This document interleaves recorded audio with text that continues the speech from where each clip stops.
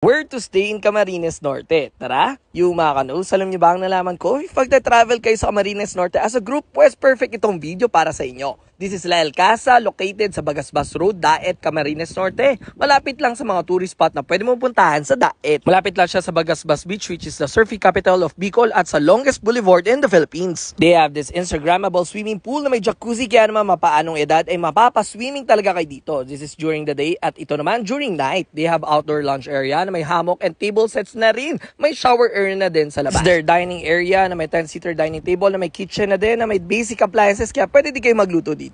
This is their sunken lunch area kung saan pwede mag-Netflix, mag-video, maglaro o kaya naman mag-work dahil may free wifi din sila dito. They have a common comfort room and additional sink sa likod. At may 2 bedrooms sila na first one has a queen size bed, sariling CR, while the second one has bunk beds na both ay may access palabas ng swimming pool. If you're planning to book, message their Facebook page for the rates na ilalagay ko din sa baba. O ano pa hinihintay nyo? Tara na dito sa El Casa sa Daet, Camarines Norte. Let's go!